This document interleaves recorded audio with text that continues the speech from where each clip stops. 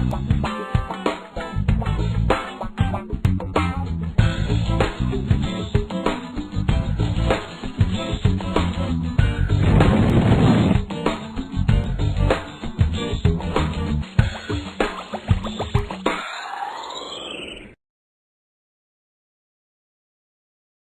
you have one of these? I got a little obsessed with mine. In fact, I got a little obsessed with all my stuff. Have you ever wondered where all the stuff we buy comes from and where it goes when we throw it out? I couldn't stop wondering about that, so I looked it up. And what the textbook said is that stuff moves through a system from extraction to production to distribution to consumption to disposal. All together, it's called the materials economy. Well, I looked into it a little bit more. In fact, I spent 10 years traveling the world, tracking where our stuff comes from and where it goes. And you know what I found out? That is not the whole story. There is a lot missing from this explanation. For one thing, this system looks like it's fine. No problem. But the truth is, it's a system in crisis. And the reason it's a system in crisis is it's a linear system and we live on a finite planet. And you cannot run a linear system on a finite planet indefinitely. Every step along the way, this system is interacting with the real world. In real life, it's not happening on a blank white page. It's interacting with societies, cultures, economies, the environment. And all along the way, it's bumping up against limits. Limits we don't see here because the diagram is incomplete. So let's go back through. Let's fill in some of the blanks and see what's missing. Well, one of the most important things that's missing is people. Yes, people. People live and work all along this system. And some people in this system matter a little more than others. Some have a little more say. Who are they? Well, let's start with the government. Now, my friends tell me I should use a tank to symbolize the government, and that's true in many countries and increasingly in our own. After all, more than 50% of our federal tax money is now going to the military. But I'm using a person to symbolize the government because I hold true to the vision and values the government should be of the people, by the people, for the people. It's the government's job to watch out for us, to take care of us. That's their job. Then along came the corporation. Now, the reason the corporation looks bigger than the government is that the corporation is bigger than the government. Of the 100 largest economies on Earth now, 51 are corporations. And as the corporation has grown in size and power, we've seen a little change in the government where they're a little more concerned in making sure everything's working out for those guys than for us.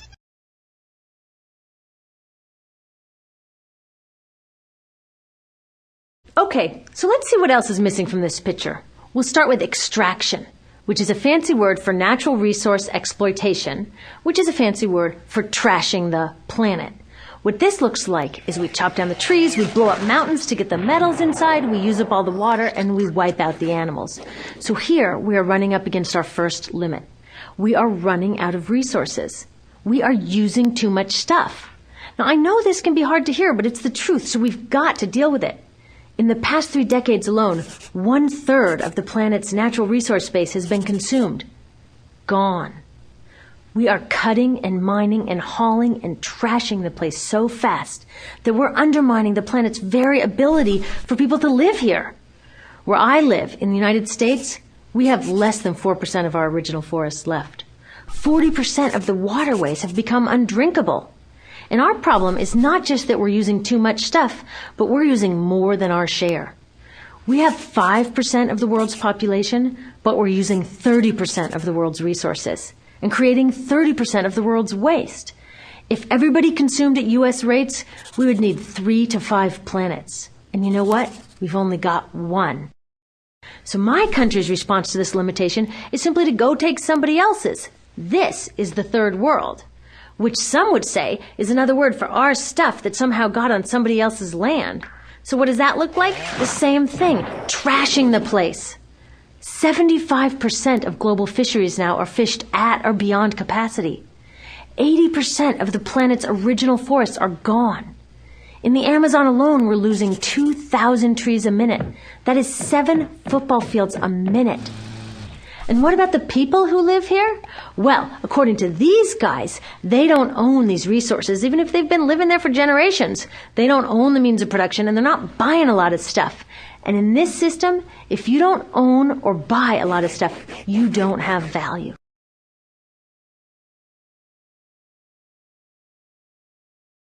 So next, the materials move to production. And what happens there is we use energy to mix toxic chemicals in with the natural resources to make toxic contaminated products. There are over 100,000 synthetic chemicals in use in commerce today. Only a handful of them have even been tested for health impacts, and none have been tested for synergistic health impacts. That means when they interact with all the other chemicals we're exposed to every day. So we don't know the full impact on health and the environment of all these toxic chemicals, but we do know one thing: toxics in, toxics out. As long as we keep putting toxics into our industrial production systems, we're going to keep getting toxics in the stuff that we bring into our homes and workplaces and schools, and our bodies. Like BFRs, brominated flame retardants, they're a chemical that make things more fireproof, but they are super toxic. They're a neurotoxin. That means toxic to the brain. What are we even doing using a chemical like this? Yet we put it in our computers, our appliances, couches, mattresses, even some pillows. In fact, we take our pillows, we douse them in a neurotoxin, then we bring them home and put our heads on them for 8 hours a night to sleep. Now, I don't know, but it seems to me in this country with so much potential, we could think of a better way to stop our heads from catching on fire at night. Now, these toxics build up the food chain and concentrate in our bodies. Do you know what is the food at the top of the food chain with the highest level of many toxic contaminants? Human breast milk. That means that we've reached a point where the smallest members of our societies, our babies, are getting the highest lifetime dose of toxic chemicals from breastfeeding from their mothers. Is that not an incredible violation? Breastfeeding must be the most fundamental human act of nurturing. It should be sacred and safe. Now, breastfeeding is still best, and mothers should definitely keep breastfeeding, but we should protect it. They should protect it. I thought they were looking out for us. And of course, the people who bear the biggest brunt of these toxic chemicals are the factory workers, many of whom are women of reproductive age. They're working with reproductive toxins, carcinogens, and more. Now I ask you, what kind of woman of reproductive age would work in a job exposed to reproductive toxins except for a woman with no other option? And that's one of the beauties of this system. The erosion of local environments and economies here ensures a constant supply of people with no other option.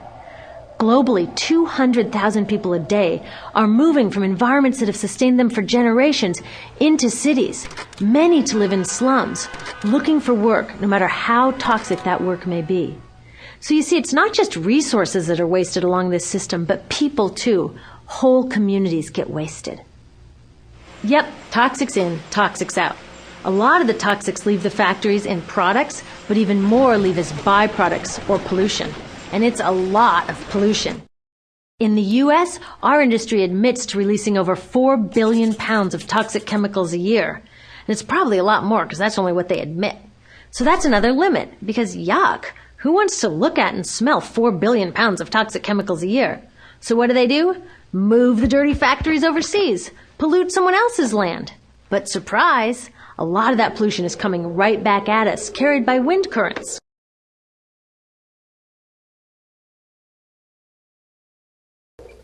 So what happens after all these natural resources are turned into products? Well, it moves here for distribution. Now, distribution means selling all the toxic contaminated junk as quickly as possible. The goal here is to keep the prices down, keep the people buying, and keep the inventory moving. How do they keep the prices down? Well, they don't pay the store workers very much, and they skimp on health insurance every time they can. It's all about externalizing the costs. What that means is that the real costs of making stuff aren't captured in the price. In other words, we aren't paying for the stuff we buy.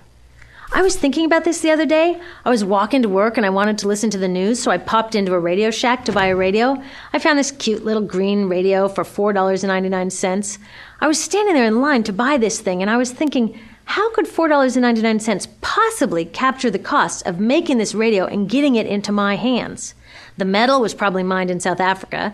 The petroleum was probably drilled in Iraq. The plastics were probably produced in China. And maybe the whole thing was assembled by some 15-year-old in a maquiladora in Mexico. $4.99 wouldn't even pay the rent for the shelf space it occupied until I came along, let alone part of the staff guy's salary who helped me pick it out, or the multiple ocean cruises and truck rides pieces of this radio went on. That's how I realized I didn't pay for the radio. So who did pay? Well, these people paid with the loss of their natural resource space. These people paid with the loss of their clean air, with increasing asthma and cancer rates. Kids in the Congo paid with their future. 30% of the kids in part of the Congo have dropped out of school to mine coltan, a metal we need for our cheap and disposable electronics. These people even paid by having to cover their own health insurance. All along this system, people pitched in so I could get this radio for $4.99, and none of these contributions are recorded in any accounts book. That's what I mean by the company owners externalized the true costs of production.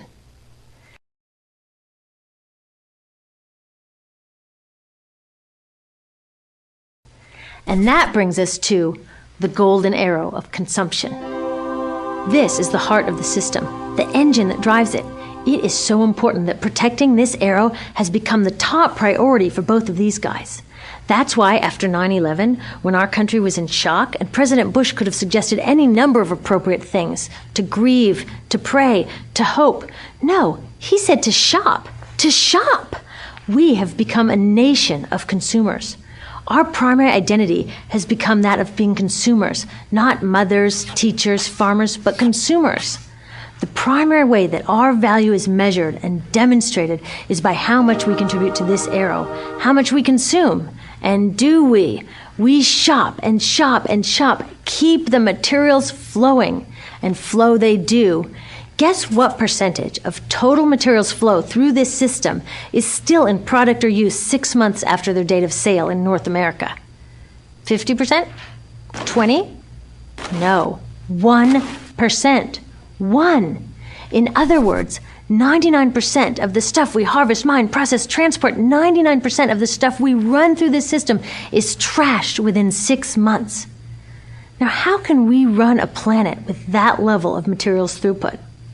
It wasn't always like this. The average U.S. person now consumes twice as much as they did 50 years ago. Ask your grandma. In her day, stewardship and resourcefulness and thrift were valued. So how did this happen? Well, it didn't just happen. It was designed. Shortly after World War II, these guys were figuring out how to ramp up the economy. Retailing analyst Victor Lebeau articulated the solution that's become the norm for the whole system. He said, our enormously productive economy demands that we make consumption our way of life, that we convert the buying and use of goods into rituals, that we seek our spiritual satisfaction, our ego satisfaction in consumption. We need things consumed, burned up, replaced, and discarded at an ever-accelerating rate. President Eisenhower's Council of Economic Advisors chairman said that the American economy's ultimate purpose is to produce more consumer goods. More consumer goods? Our ultimate purpose? Not provide health care or education or safe transportation or sustainability or justice? Consumer goods? How did they get us to jump on board this program so enthusiastically? Well, two of their most effective strategies are planned obsolescence and perceived obsolescence. Planned obsolescence is another word for designed for the dump. It means they actually make stuff to be useless as quickly as possible, so we'll chuck it and buy a new one. It's obvious with things like plastic bags and coffee cups, but now it's even big stuff. Mops, DVDs, cameras, barbecues even, everything. Even computers. Have you noticed that when you buy a computer now, the technology is changing so fast that in just a couple of years, it's actually an impediment to communication? I was curious about this, so I opened up a big desktop computer to see what was inside. And I found out that the piece that changes each year is just a tiny little piece in the corner. But you can't just change that one piece because each new version is a different shape. So you gotta chuck the whole thing and buy a new one. So I was reading industrial design journals from the 1950s when planned obsolescence was really catching on. These designers are so open about it. They actually discuss how fast can they make stuff break that still leaves the consumer having enough faith in the product to go out and buy another one. It was so intentional. But stuff cannot break fast enough to keep this arrow afloat. So there's also perceived obsolescence. Now, perceived obsolescence convinces us to throw away stuff that is still perfectly useful. How do they do that? Well, they change the way the stuff looks. So if you bought your stuff a couple of years ago, everyone can tell that you haven't contributed to this arrow recently. And since the way we demonstrate our value is contributing to this arrow, it can be embarrassing. Like, I've had the same fat white computer monitor on my desk for 5 years. My coworker just got a new computer. She has a flat, shiny, sleek monitor. It matches her computer, it matches her phone, even her pen stand. She looks like she's driving in Spaceship Central, and I look like I've got a washing machine on my desk. Fashion is another prime example of this. Have you ever wondered why women's shoe heels go from fat one year to skinny the next to fat to skinny? It's not because there's some debate about which heel structure is the most healthy for women's feet. It's because wearing fat heels in a skinny heel year shows everybody that you haven't contributed to that era as recently, so you're not as valuable as that person in skinny heels next to you, or more likely in some ad. It's to keep us buying new shoes. Advertisements and media in general plays a big role in this. Each of us in the U.S. is targeted with over 3,000 advertisements a day. We see more advertisements in 1 year than people 50 years ago saw in a lifetime. And if you think about it, what's the point of an ad except to make us unhappy with what we have? So 3,000 times a day, we're told our hair is wrong, our skin is wrong, our clothes are wrong, our furniture is wrong, our car is wrong, we are wrong, but it can all be made right if we just go shopping. Media also helps by hiding all of this and all of this. So the only part of the materials economy we see is the shopping. The extraction, production, and disposal all happens outside of our field of vision. So in the U.S., we have more stuff than ever before, but polls show that our national happiness is actually declining. Our national happiness peaked in the 1950s, the same time that this consumption mania exploded. Interesting coincidence. I think I know why. We have more stuff, but we have less time for the things that really make us happy. Friends, family, leisure time. We're working harder than ever. Some analysts say we have less leisure time than any time since feudal society. And do you know what the two main activities are that we do with the scant leisure time we have? Watch TV and shop. In the U.S., we spend 3 to 4 times as many hours shopping as our counterparts in Europe do. So we're in this ridiculous situation where we go to work, maybe 2 jobs even, and we come home and we're exhausted, so we plop down on our new couch and watch TV, and the commercials tell us you suck, so you gotta go to the mall to buy something to feel better, and then you gotta go to work more to pay for the stuff you just bought, so you come home and you're more tired, so you sit down and you watch more TV, and it tells you to go to the mall again, and we're on this crazy work, watch, spend treadmill, and we could just stop.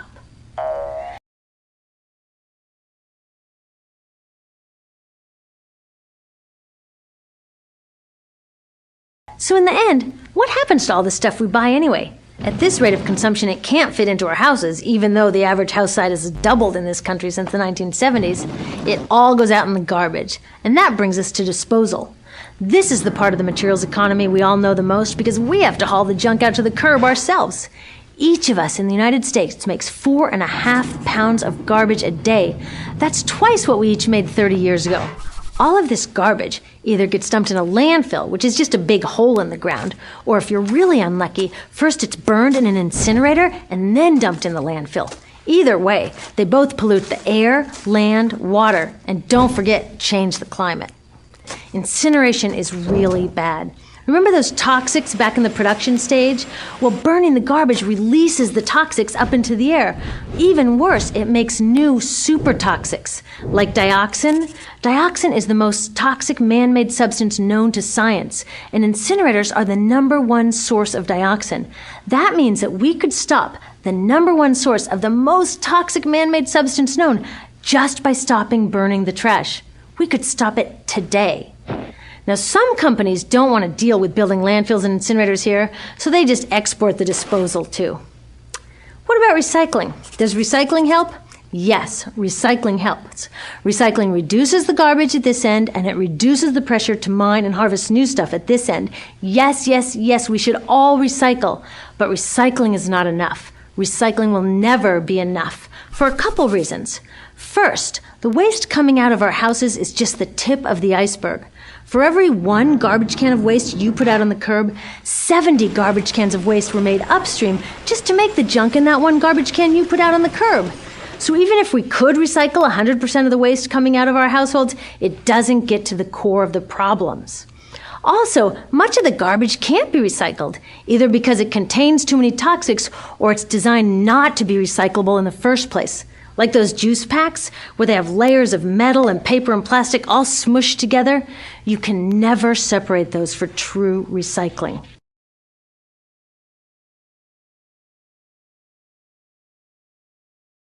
So you see, it is a system in crisis. All along the way, we're bumping up against limits. From changing climate to declining happiness, it's just not working. But the good thing about such an all-pervasive problem is there are so many points of intervention. There are people working here on saving forests, here on clean production, labor rights, fair trade, conscious consuming, blocking landfills and incinerators, and very importantly, taking back our government, so that it really is by the people, for the people. All of this work is critically important, but things really start moving when we see the connections, when we see the big picture. When people all along this system get united, we can reclaim and transform this whole linear system into something new, a system that doesn't waste resources or people. You see, what we really need to chuck is that old school throwaway mindset. There's a new school of thinking about this stuff, and it's based on sustainability and equity. Things like green chemistry, zero waste, closed loop production, renewable energy, local living economies. It's already started. Some say it's unrealistic, too idealistic that it can't happen. I say the ones who are unrealistic are those who think that we can continue with the old way. They're dreaming. Remember, that old way didn't just happen. It wasn't like gravity that we just have to live with. People created it, and we're people too. So let's create something new. There's a lot of information on this website about groups doing incredible work. Click around, get involved.